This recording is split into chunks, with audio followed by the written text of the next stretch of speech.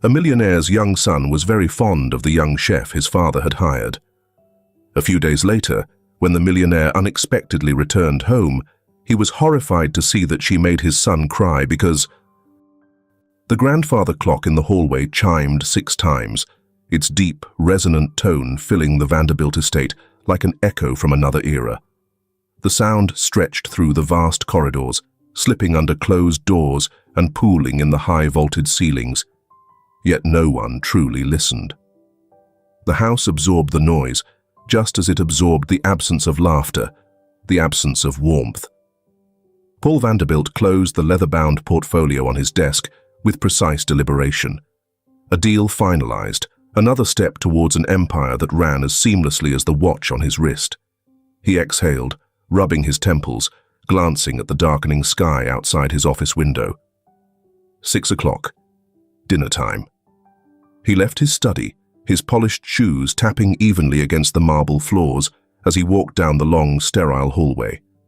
The dining room doors were already open when he arrived, and as expected, Austin was seated at the far end of the massive table, dwarfed by the expanse of mahogany and the flickering light from the chandelier above.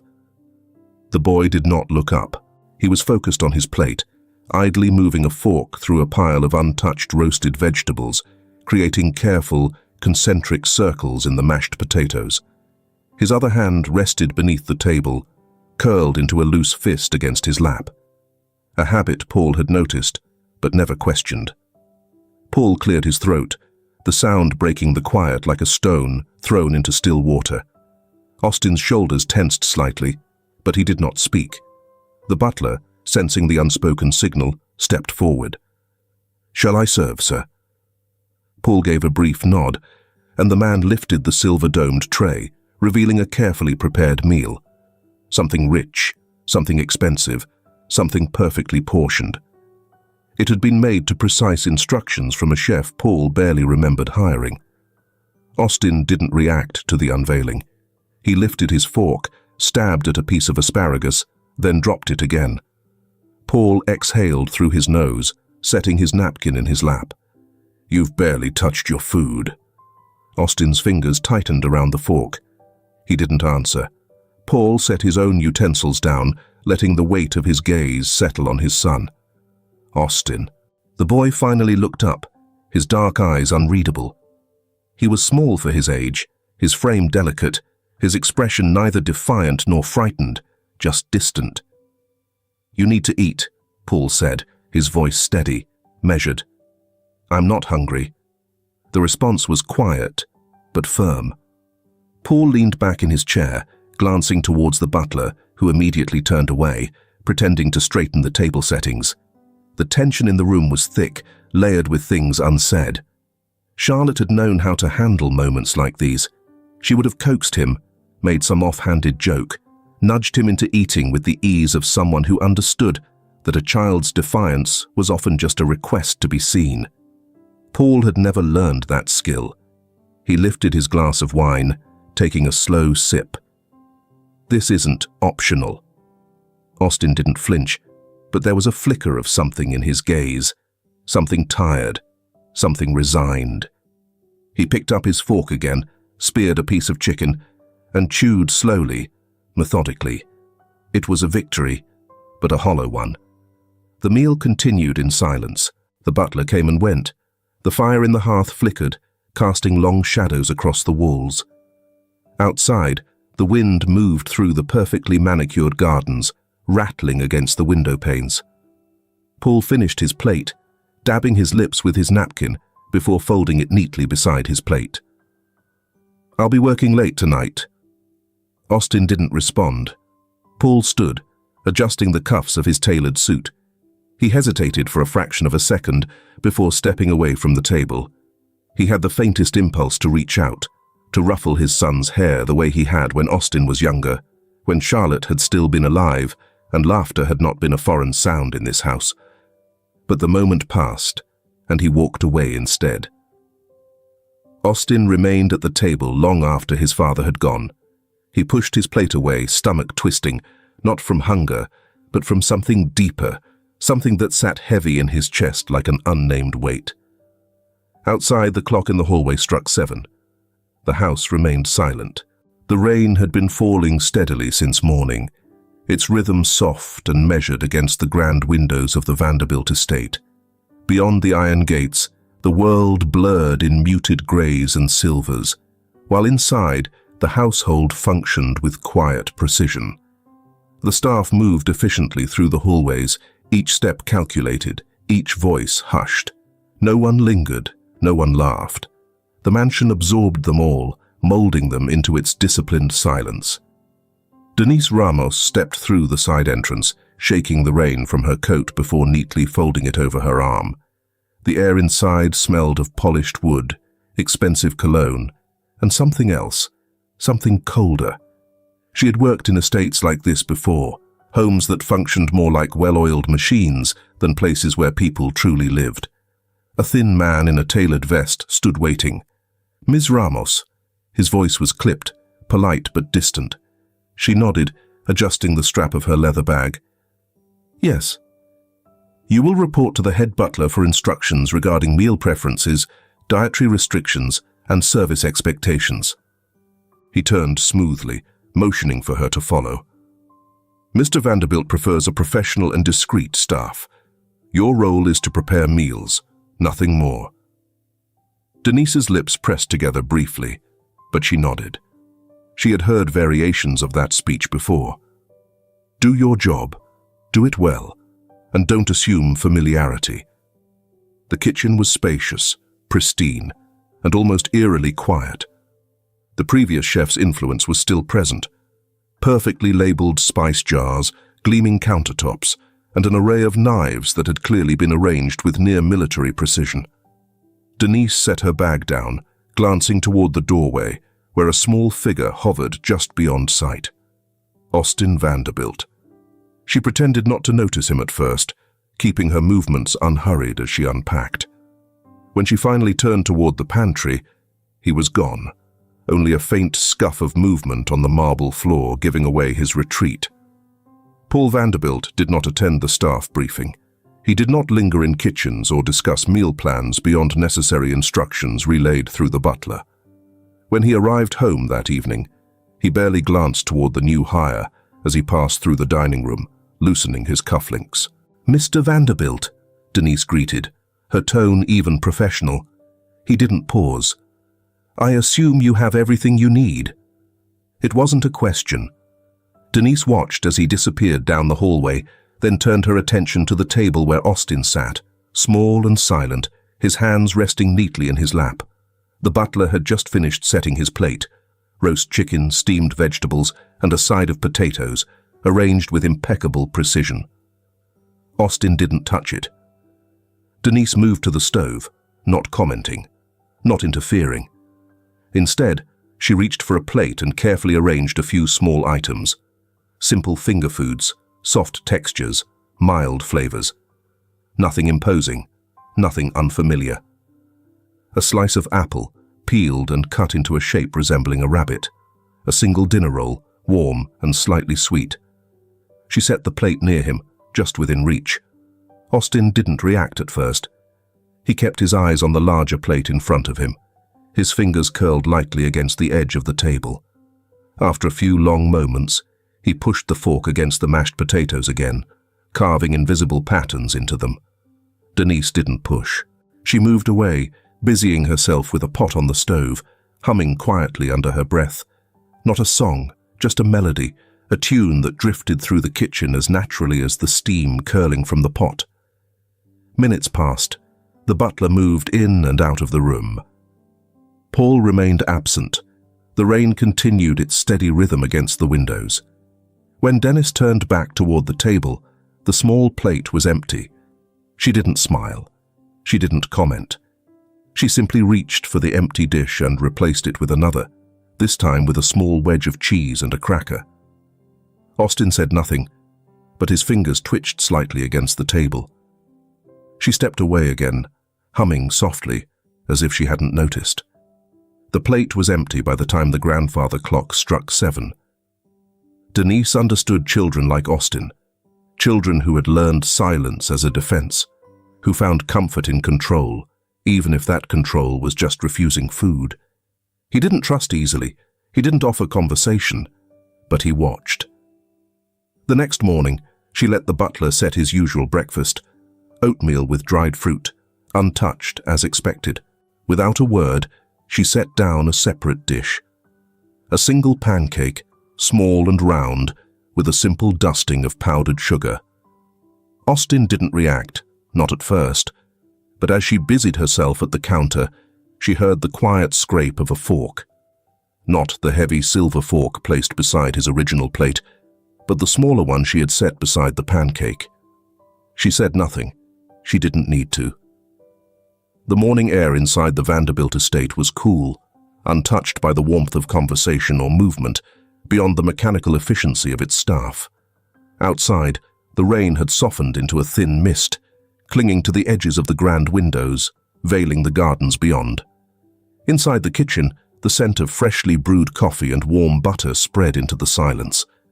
Denise worked quietly, her hands steady as she kneaded dough, her movements practiced, deliberate. She wasn't expecting anything to be different today. Austin sat at the dining table, as he always did, staring at the untouched breakfast before him. The butler had placed the usual, steamed eggs, neatly sliced toast, and a glass of fresh juice. It remained exactly as it had been set, pristine and ignored. Denise moved about the kitchen without comment, but when she reached the counter, she placed something else on a smaller plate. A soft brioche roll, golden brown, shaped into the rough outline of a bear. Not cartoonish, not overly childish, just subtle enough to catch a young mind's curiosity without feeling like a performance. She carried it to the table, setting it next to his untouched plate, before stepping back toward the stove. She didn't watch him directly, but she heard it. A slight shift in fabric, the faint scrape of a chair adjusting, the barely audible press of small fingers against the edge of the plate. Not the fork, not the spoon, his fingers. Austin didn't lift the roll immediately. He glanced around first, his dark eyes flickering toward the butler, then toward Denise, as if ensuring no one was watching, as if this moment belonged only to him. Then, almost hesitantly, he pinched off a small piece, bringing it to his mouth. A pause. A careful chew. Denise continued stirring the sauce on the stove, her posture unchanged, though she felt the moment settle in the space between them. She waited. Another piece, a slightly larger one this time. She turned just in time to see him finish the last bite, his hands brushing lightly against the napkin at his side. His expression remained unreadable, but his plate was no longer untouched. She didn't comment. Instead, when she set the lunch menu for the day, she added something small to his serving, a sliver of fresh pear cut into an elegant curve, its edges softened, its shape deliberately but subtly inviting. Paul Vanderbilt arrived home earlier than usual that evening, though his presence remained as detached as ever. He walked through the dining room just as Austin was seated, his attention split between removing his cufflinks and glancing at the table with idle indifference. He had long since stopped expecting anything unusual. But he did pause. Austin wasn't just sitting in front of his plate. He wasn't simply pushing food around with his fork, creating absent-minded patterns in the mashed potatoes. He was eating. Paul's gaze flickered toward the smaller dish beside the main plate, where a few remnants remained. Softly sautéed carrots, no larger than a coin, arranged with quiet precision. His brow furrowed slightly. It wasn't a revelation. It wasn't a transformation. But it was different. He exhaled, setting his cufflinks on the polished wood sideboard. "You're eating." Austin looked up briefly, then returned his gaze to his plate. He didn't answer. Paul didn't press. Instead, he walked away, his footsteps fading into the vast corridors of the house. Denise continued her quiet approach. She never asked if Austin liked the food. She never prodded, never filled the silence with unnecessary encouragement. She simply prepared each meal with intention, tailoring small details without making it obvious, without making it feel forced. The next morning, a new dish appeared, a delicate slice of toast, lightly buttered, with a faint swirl of cinnamon folded into its surface. Austin hesitated only a moment before taking a bite. By the end of the week, he had eaten something at every meal. He still never spoke to her directly and never acknowledged the change. But she saw it in the way his fingers hovered less hesitantly over his plate, in the way his shoulders sat just a little looser, in the way he didn't push his dish away before the meal even began. She never forced him to finish anything. But when he did, she always replaced the empty plate with another. And when she caught the slightest flicker of curiosity in his gaze, just for a moment, just as he glanced at the shape of a pastry or the way an orange slice curved on the edge of the plate, she allowed herself the smallest nod. Not approval, just acknowledgement, a quiet, unspoken understanding. The staff had grown accustomed to Austin's indifference toward food. Mealtime had always been a formality rather than an enjoyment for him. Requests were non-existent. He took what was given, never objecting, never expressing preference. But then, one evening, as Denise was clearing away the dishes, she paused by the counter, drying her hands on a towel before turning toward him. "What would you like for dinner tomorrow?" Her voice was casual, nonchalant, as though the question was not unusual. The room fell still. Austin, mid-motion, looked up. The butler, standing nearby, blinked, momentarily unsure if he had misheard. The rest of the staff barely reacted, conditioned to expect the same reply Austin had given since the first day he could speak. "Whatever. It doesn't matter." But this time, he didn't say that.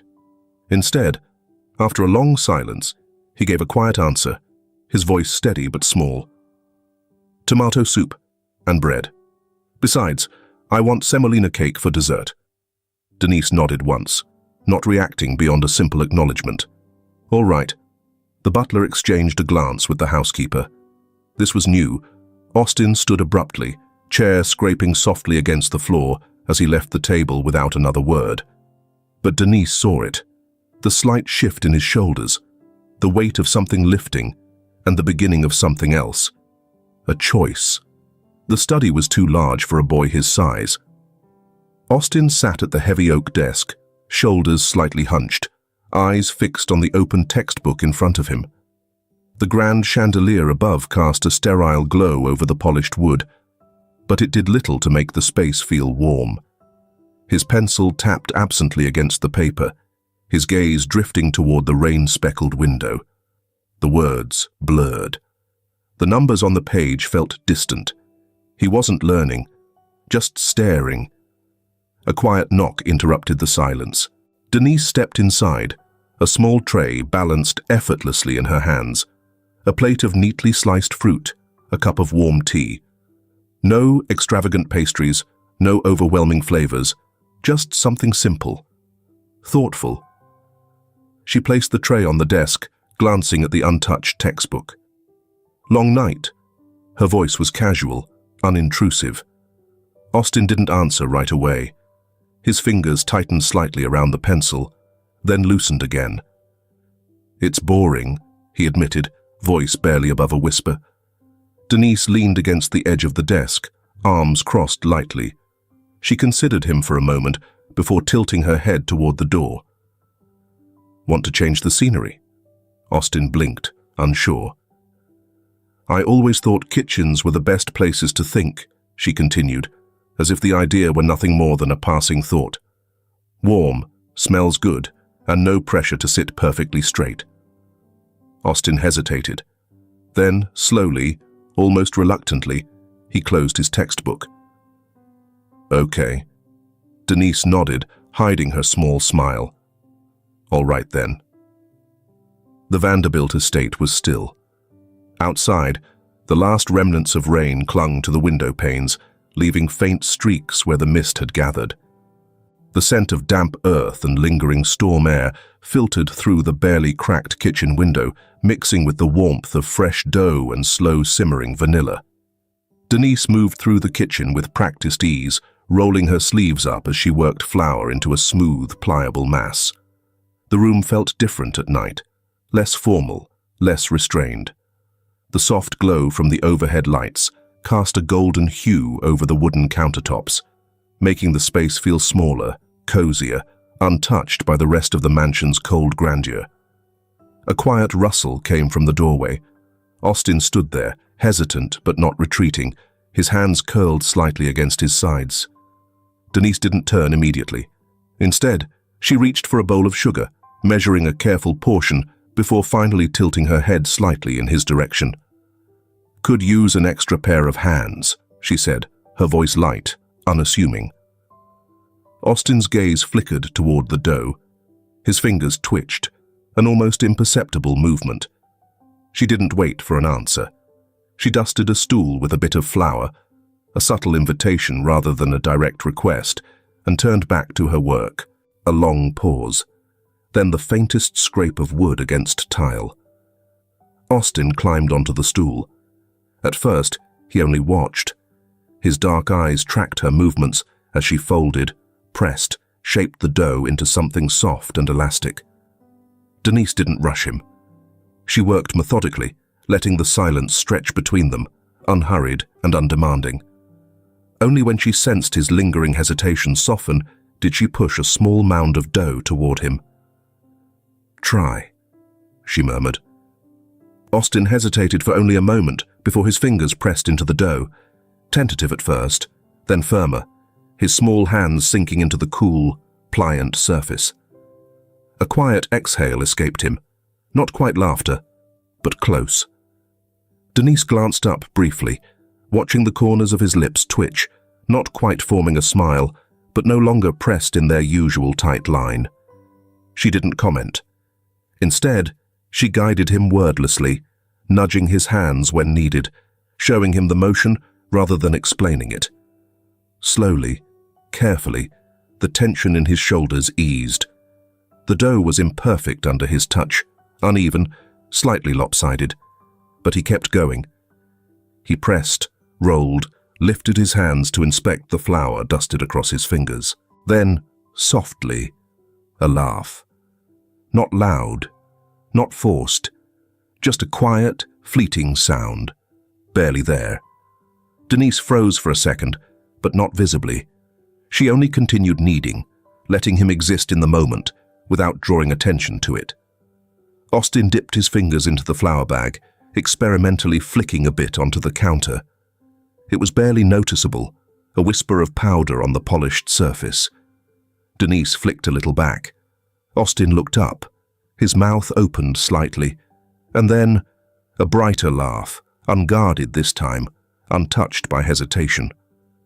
The warmth in the kitchen felt thicker now, as if something unseen had shifted, as if the space had somehow reshaped itself around the sound. And then, a new presence. The doorway, which had been empty moments before, was no longer so. The shift was instantaneous. Austin's fingers stiffened around the dough. His shoulders snapped back as though caught doing something wrong. His head turned sharply, eyes wide, like a child caught in a forbidden act.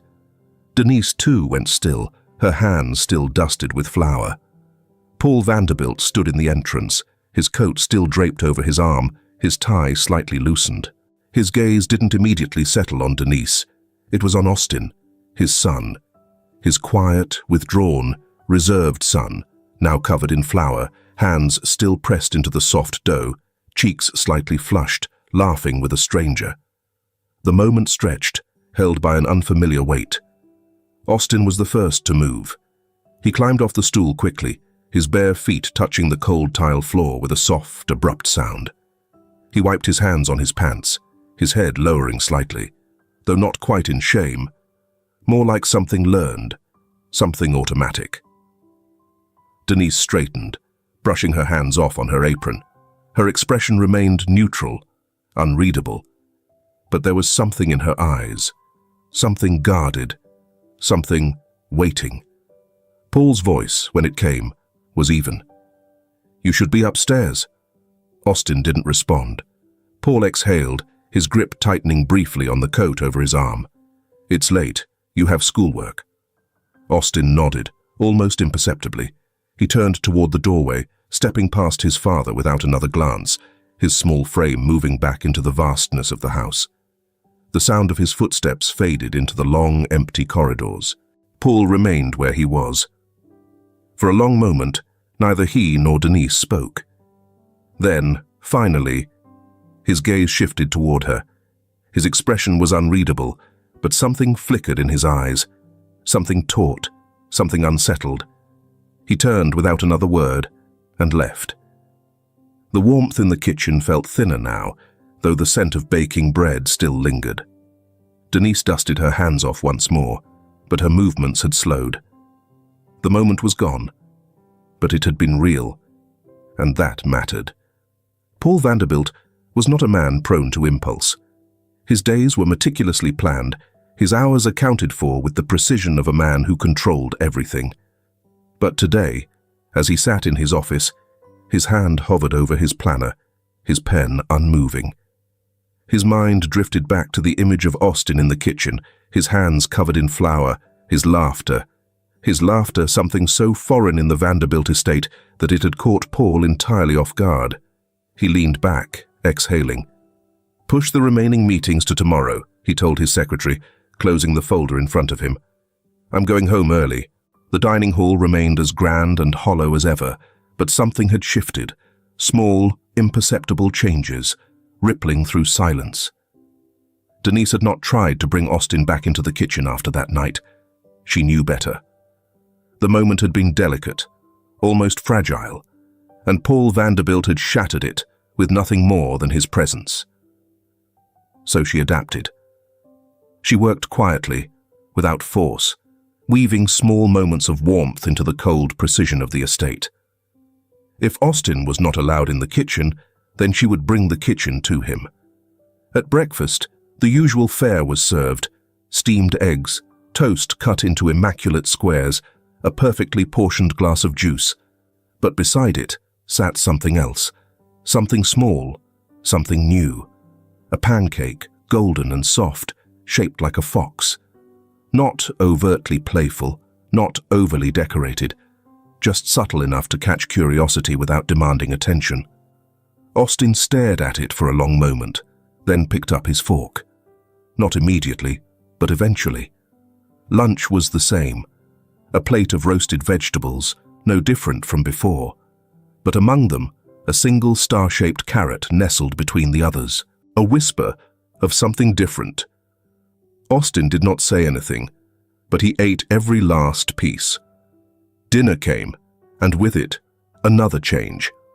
Paul Vanderbilt, for the first time in months, noticed. It wasn't just the food, it was Austin. The boy who had once picked at his meals, barely eating enough to be noticed, now ate with quiet purpose. It wasn't dramatic, there was no sudden appetite, no ravenous hunger, but it was there. A shift, a change. Paul watched, eyes flicking between the plates, the careful arrangement of food, the subtle artistry in the smallest of details. Denise, as always, remained unreadable. Austin never thanked her, never acknowledged the difference outright, but Paul could see it in the way his son's fork no longer hesitated, and perhaps, in the smallest way, he regretted it. The evenings stretched differently now. Where once the estate swallowed him whole, Paul found himself lingering. His schedule had not changed, but his feet carried him home a little earlier. The long, solitary dinners in his study became less frequent. He took his meals in the dining hall again, not out of obligation, but out of something less definable, something unspoken. Austin still did not speak much, but he ate. And Paul Vanderbilt, a man who noticed everything but understood very little, could not ignore that fact. Later that evening, Paul sat beside Austin in the study, his sleeves rolled up, his tie loosened. The boy's handwriting was neat, but slow, the pencil tapping lightly against the paper between problems. Paul resisted the urge to correct too quickly. He forced himself to wait. Charlotte had been patient with these things. She had known how to guide their son without pressing too hard, without making him feel like he was being tested. Paul had never quite learned that skill, but he could try. Austin shifted in his chair, glancing up. Paul looked back, waiting. "I don't understand this part," Austin admitted, voice quiet. Paul took a slow breath. He nodded. "All right," he said. "Let's go through it together." Can those of you listening to this story tell us about the weather where you live in the comments? Me first. It's cold today, and I miss the sunshine. How about you? Austin sat at his desk, his small hands resting on the edge of a well-worn calendar. His fingers traced the date. March 12th. The ink had begun to smudge from where he had touched it too many times, as if memorizing it would somehow bring it closer or make it less painful. He swallowed, staring at the number as if it held more weight than all the others combined. His mother's birthday. A quiet breath. A decision. Slipping from his chair, he padded silently through the vast corridors of the estate, his feet barely making a sound against the cold marble. The mansion stretched around him, its walls tall and unfeeling, its silence heavy. The kitchen was warmer. Denise looked up as he entered, setting aside the rolling pin she had been using. She studied him, the way his fingers curled slightly, the way he lingered in the doorway as if uncertain he belonged there. He opened his mouth, then hesitated. She didn't push. Instead, she wiped her hands on a cloth and leaned against the counter. "Can't sleep?" Austin shook his head. Then, after a moment, his voice, small but clear. "Can we make a cake?" Denise tilted her head slightly. "A cake?" His hands tightened at his sides. "For my mum. Today is her birthday." The words were barely above a whisper, but they filled the kitchen, settling between them like something delicate and breakable. Denise didn't hesitate. "All right," she said, rolling up her sleeves. "Let's do it." The Vanderbilt estate had always felt too large, but today it seemed cavernous. Cold. Empty. Austin sat on the kitchen stool, small hands gripping the edge of the counter, his gaze fixed on the ingredients laid before him. Flour, eggs, sugar. A quiet mess of carefully measured precision. Denise stood beside him, sleeves rolled up, guiding him without taking over. "It doesn't have to be perfect," she said softly, handing him the whisk. "Just made with care." Austin nodded, though his fingers trembled slightly as he mixed the batter. His jaw was tight, his expression carefully neutral. But Denise knew better. The cake was small, delicate, a simple vanilla sponge, nothing elaborate, but made entirely by Austin's hands. His fingers pressed carefully into the frosting, smoothing imperfections and decorating it with small, careful strokes. Denise kept her distance when he placed a single candle in the center, his breath coming slower, more measured. He didn't light it. He only stared. The clock on the wall ticked steadily. Outside, the rain had stopped, leaving behind a soft hush of mist curling around the windows. Then, his hands faltered, his shoulders stiffened, and his breath hitched. And then, before he could stop it, his face crumpled. Denise moved before she could think. She kneeled beside him, one hand resting gently on his back, the other hovering just near his fingers, not touching, but present. Austin buried his face against her shoulder, small, silent sobs shaking his thin frame. Denise said nothing. She only held him. Paul Vanderbilt stepped into the kitchen at that moment. He had come home early, walking through the halls with an unfamiliar determination. He had spent the entire day anticipating this, his son's reaction, his own carefully rehearsed words of comfort. He was ready, he told himself. He could do this. He could be what Austin needed, but he was too late. The sight hit him like a blow to the chest. Austin, his son, crying, not in solitude, not in his room where grief had always swallowed him whole, but in her arms. Denise knelt there, silent, unwavering, and between them, the cake sat untouched, a quiet offering for a woman who no longer existed in this world. Paul's breath caught in his throat. The grief was expected, the ache was expected, but the jealousy, raw, unfiltered, undeniable, that was not. Something snapped. His footsteps were too loud as he crossed the kitchen.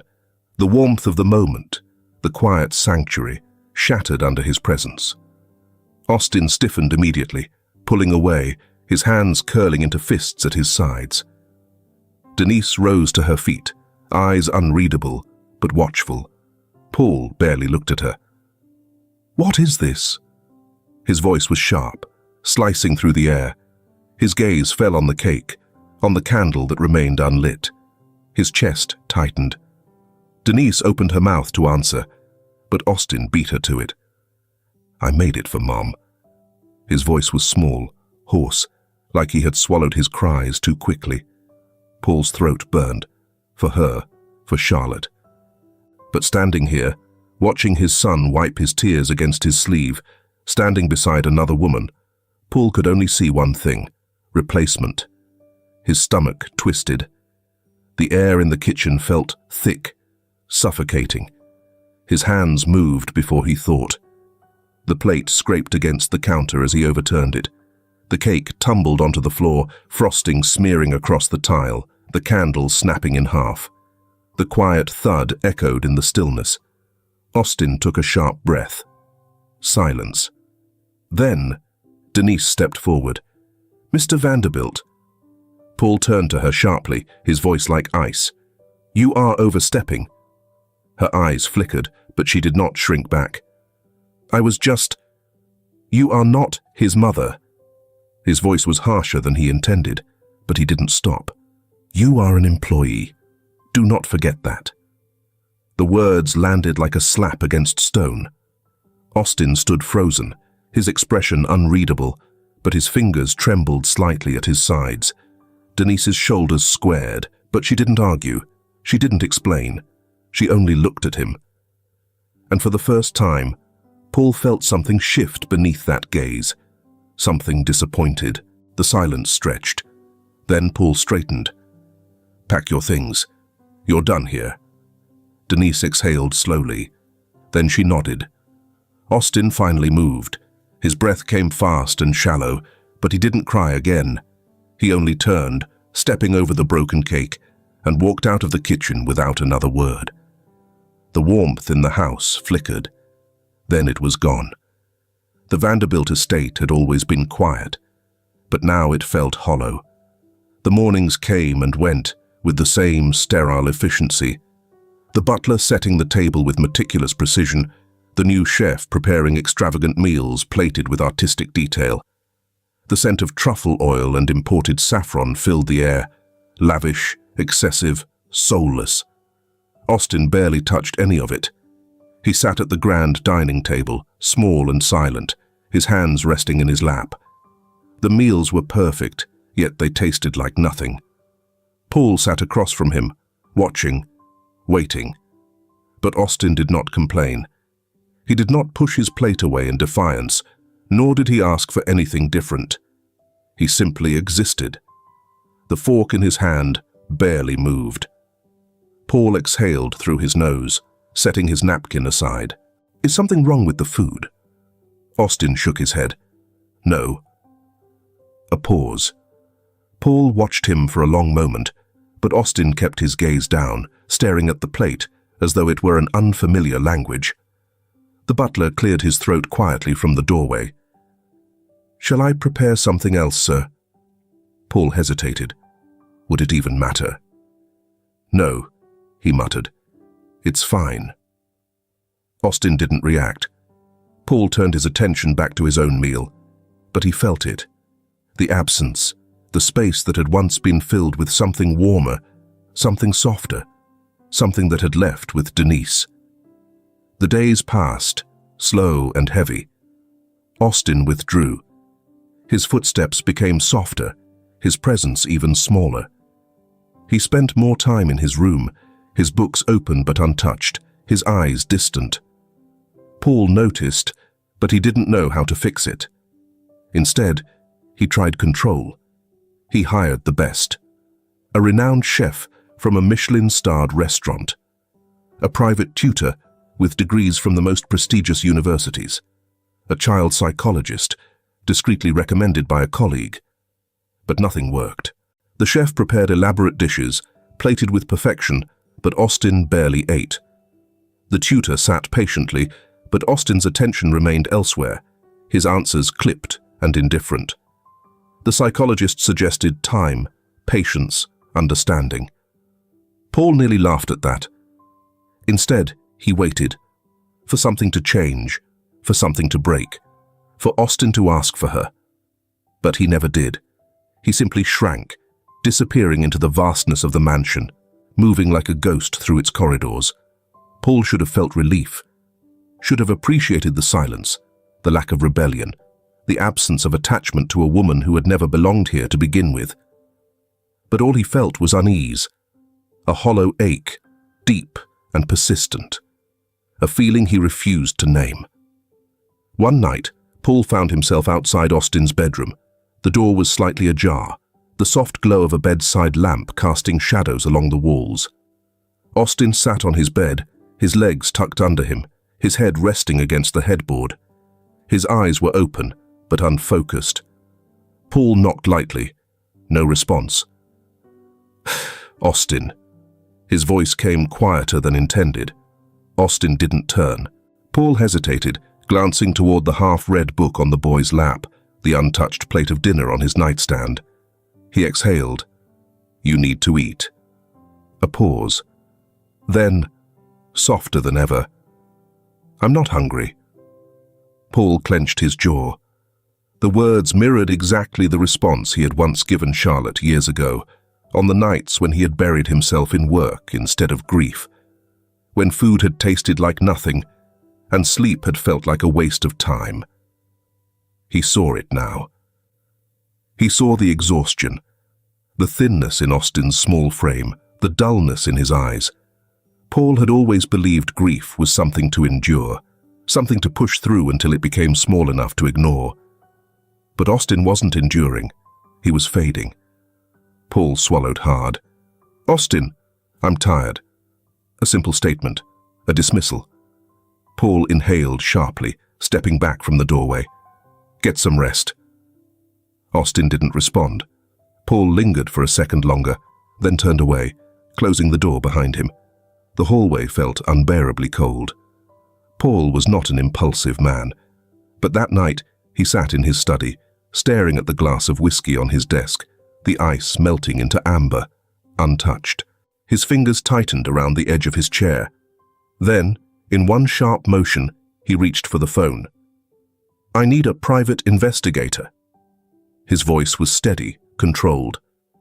"Find everything you can about Denise Ramos." A pause. "And be discreet." He hung up before he could reconsider. The whiskey remained untouched. Paul sat there for a long time, the silence pressing in around him.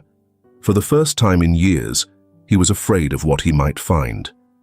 Paul Vanderbilt was a man who lived by facts. Emotions were unreliable, fleeting things, but facts remained. Facts could be controlled, facts could be acted upon, and so he waited. Days passed before the investigator's report arrived, sealed in a plain envelope. It sat untouched on his desk for hours before he finally slid a finger beneath the flap and unfolded the neatly typed pages. Denise Ramos, age 32, born in a working-class neighborhood outside the city. Father deceased, mother estranged. None of this surprised him. His eyes scanned further. Culinary prodigy. Full scholarship to the prestigious Harrington Institute of Culinary Arts. High recommendations from professors. Nearly guaranteed a position at a Michelin-starred restaurant. Nearly. Paul's fingers tightened around the page as his gaze moved lower. Dropped out suddenly in her final year. Unmarried. No criminal record. No financial scandal.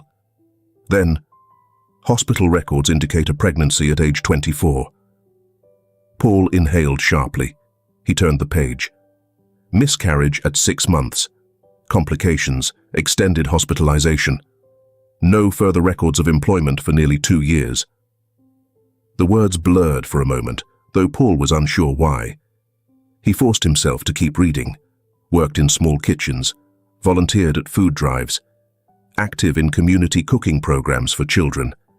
The image of her, Denise, kneeling in front of Austin, holding him steady as he sobbed over that ruined cake, flashed unbidden in his mind. He turned another page. No history of seeking legal action, no financial claims, no connections to high-profile families. There was no ulterior motive, no grand scheme. Just a woman who had once carried a child and lost them before they could ever take a breath. Paul set the papers down carefully, staring at the desk in front of him. She had lost a child. She had poured her grief into something tangible: food, comfort, understanding. And Austin, his son, who had learned to shrink away from everything, had found something in her that Paul had never given him. Not a replacement, but a refuge. That evening, Paul found himself in the dining room, his fingers tracing the rim of his untouched wine glass. Across from him, Austin sat stiffly, barely touching his food. The chef had prepared something extravagant again, too rich, too indulgent, too unfamiliar. Austin's fork hovered over the plate before he set it down with a quiet clink. Paul swallowed. "Is it not good?" Austin shrugged, staring at his plate. A long pause. Then, softly, "I don't like lobster." Paul blinked. It was the first opinion his son had voiced about food since Denise had left. Before he could stop himself, he asked, "What would you prefer?" Austin hesitated, fingers curling in his lap. "Tomato soup." Paul exhaled, nodding. He turned to the butler. "Make him tomato soup." The butler hesitated. Paul Vanderbilt did not make changes to meals. But Paul's expression was unreadable. "Yes, sir."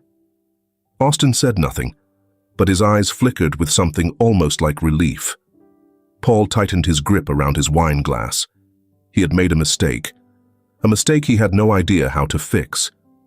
But he knew where to start. The neighborhood was nothing like the Vanderbilt estate.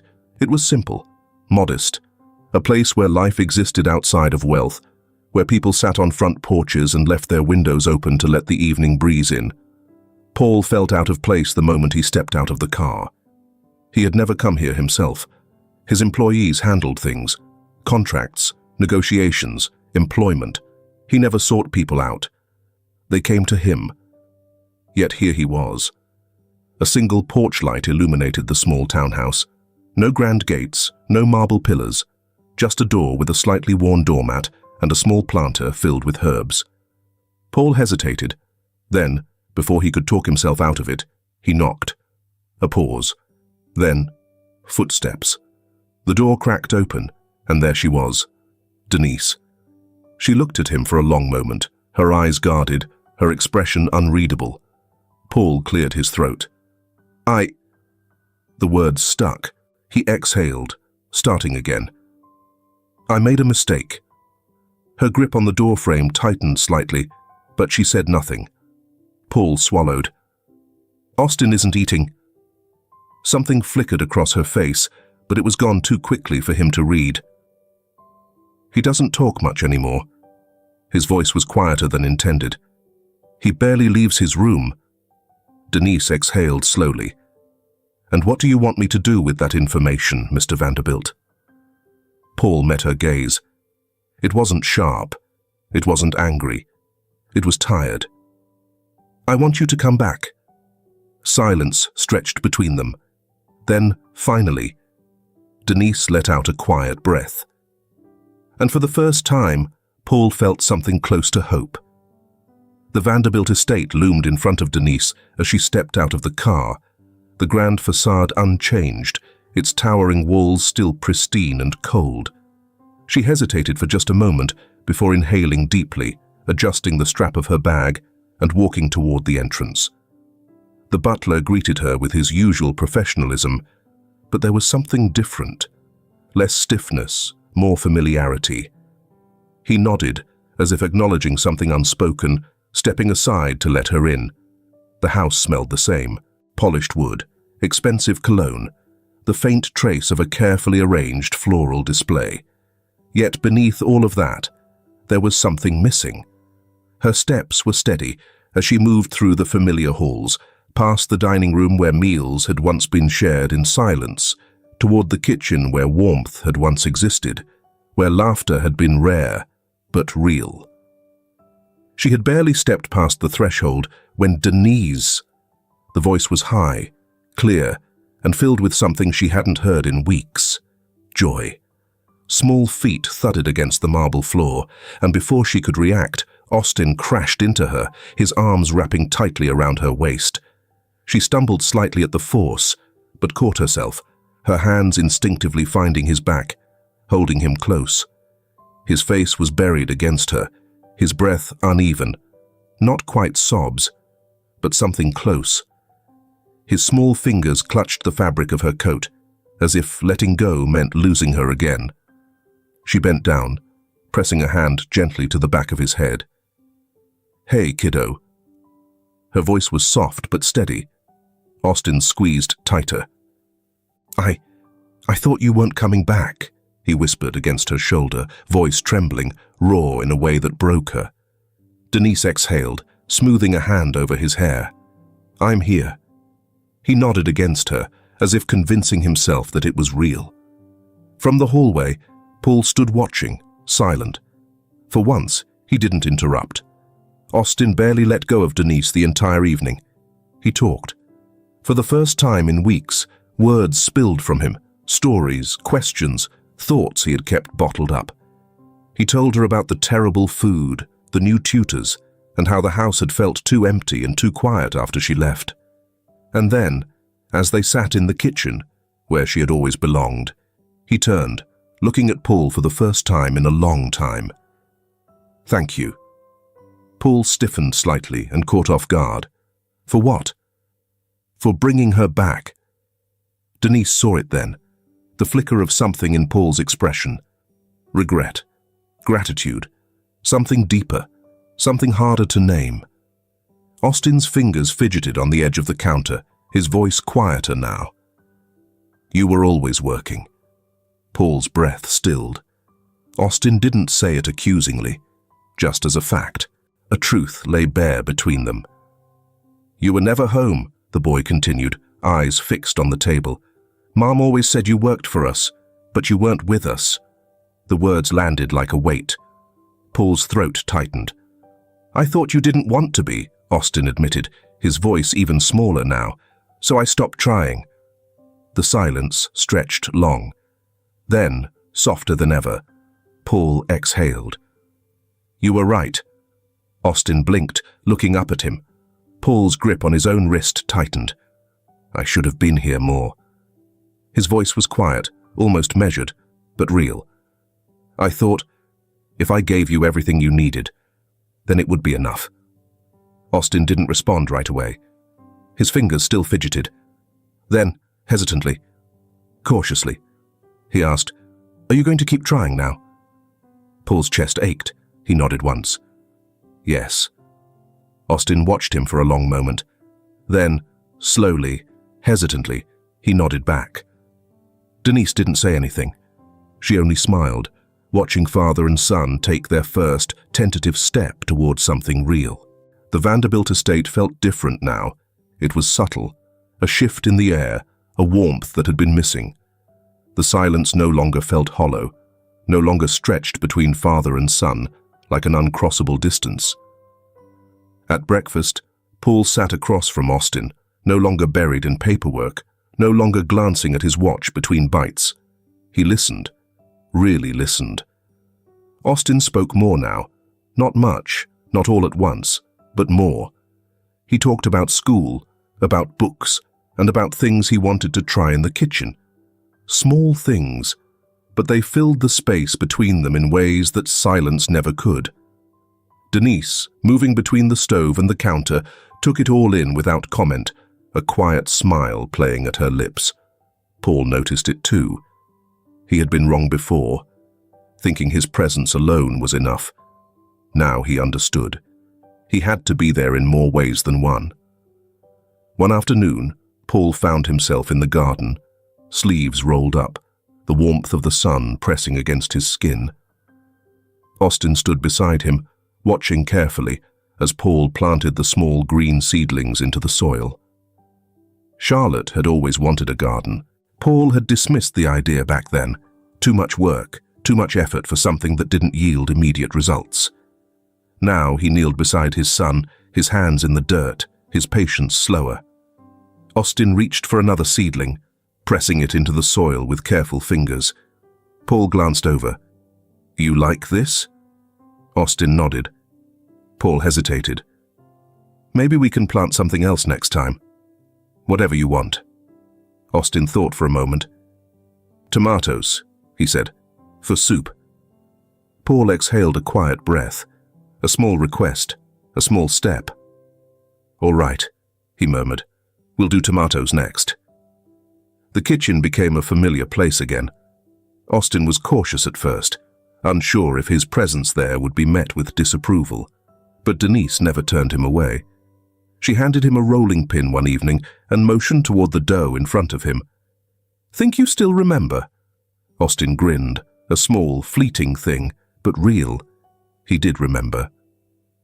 Paul, watching from the doorway, hesitated before stepping inside. He had never lingered here before, never saw the purpose.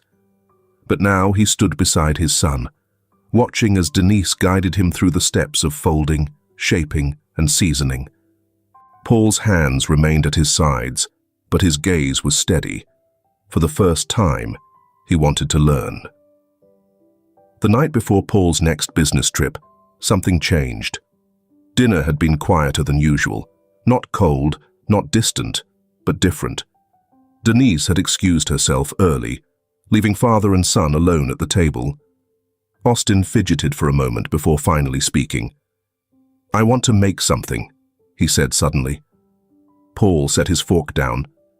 "Make what?" Austin hesitated, then sat up straighter. "A meal," he said. "For you." Paul blinked. Austin's fingers curled into his napkin. "I know I'm not that good yet, but—" Paul cut him off with a simple nod. "I'd like that." Austin's breath released all at once, and something in the room shifted. Another wall, breaking just a little more. The following evening, Paul sat at the dining table alone for the first time in weeks. But this time, he wasn't waiting out of obligation. He was waiting for his son. The butler entered first, carrying the tray carefully, setting down the plate in front of Paul. The presentation was neat, not perfect, not polished like a five-star meal, but thoughtful, deliberate. Paul picked up his fork, taking the first bite. The flavors were simple and comforting. A familiar warmth spread through him. Austin hovered near the doorway, watching. Paul set his fork down, meeting his son's gaze. "It's good," he said, and he meant it. Austin's shoulders relaxed, his lips twitching at the corners. "Good," he murmured, ducking his head. Paul gestured toward the chair beside him. "Sit." Austin hesitated, then pulled out the chair. They ate together. For the first time in a long time, they were simply father and son. The restaurant exuded elegance, though not in the cold, ostentatious way that so many high-end establishments did. There was warmth in the lighting, a welcoming hum of conversation that filled the space, blending seamlessly with the faint clinking of silverware and the aroma of fresh herbs mingling with butter. Paul Vanderbilt stepped inside, his cane tapping softly against the polished floor.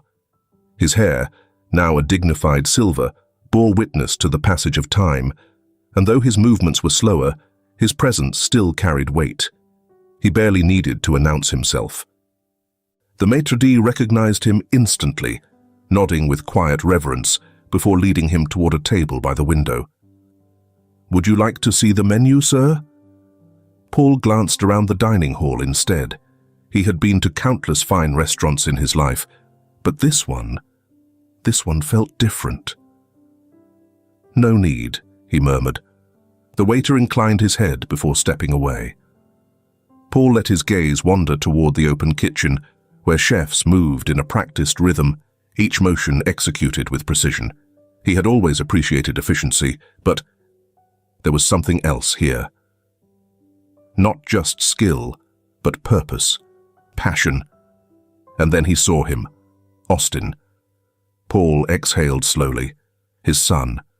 The head chef moved with ease, his sleeves neatly rolled to his elbows, issuing quiet instructions as he scanned the room, his eyes sharp, missing nothing.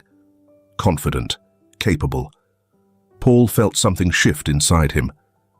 Austin turned, his gaze sweeping over the guests before landing on him. A pause. Then, a slow, knowing smile. He murmured something to his sous chef before stepping out of the kitchen, weaving through the tables with the kind of effortless poise Paul had spent years trying to instill in him. But this confidence, this belonged entirely to Austin. Paul straightened in his chair, ignoring the stiffness in his joints as his son approached. "Dad," Austin greeted, his voice warm and steady. Paul studied him for a moment. Not the boy who had once pushed his meals around his plate, not the quiet child who had spoken in whispers, but a man. "You've done well," Paul murmured. Austin chuckled, shaking his head. "Took me long enough." Paul huffed a quiet breath. Good things take time. Austin glanced at the table, at the dish in front of his father. "I made something for you." Paul raised a brow. "You still remember what I like?" Austin smirked. "You're hard to forget." Paul looked down at the bowl set before him. Tomato soup. Simple, thoughtful, intentional. For a moment, he said nothing. His mind drifted back, decades ago, to a grand dining room that had once felt unbearably empty, to a boy who had barely eaten, who had whispered those same two words when asked what he wanted for dinner. Paul picked up the spoon and took a slow bite. Warmth spread through him, not just from the soup, but from something else, something deeper. He exhaled, setting the spoon down with a small nod. "Perfect." Austin's expression softened. "I had a good teacher." Paul looked up, and for the first time, he didn't need to ask. He already knew. His gaze lifted past his son, past the softly lit walls, past the neatly arranged wine racks, to the framed photograph near the entrance. Denise. She was younger in the picture, her head tilted back slightly, mid-laugh, her eyes crinkling at the corners. Flour dusted her apron as if she had just stepped away from a baking lesson, the same way she had done all those years ago. Paul felt something tighten in his chest. For a long moment, he simply looked. Then, with quiet deliberation, he reached for his glass of wine. He lifted it slightly, not an obvious toast, not something grand. Just a gesture, a silent acknowledgement, a thank you. For the woman who had changed everything, for the lessons she had left behind, for the family she had helped mend. They'll always wish her peace in the afterlife. Austin, standing across from him, followed his gaze, understanding flickering in his eyes. He picked up his own glass. Their eyes met. No words were spoken, but in that moment, they didn't need any. They simply sat together, father and son, sharing a meal that had taken 30 years to truly understand. If this film touches your heart, leave your mark with a like. And don't forget to subscribe to our channel to explore more meaningful stories with us. And if you enjoyed this story, please share it with your friends on WhatsApp. And now, share your feelings with us and tell us your own stories. Every word you share is a building block that helps create our strong and enduring community. Together, we'll create a warm space where everyone can share and connect. Finally, don't miss the incredible stories coming your way soon. We're always here to bring you the best selections, full of deep values, yet entertaining. See you there.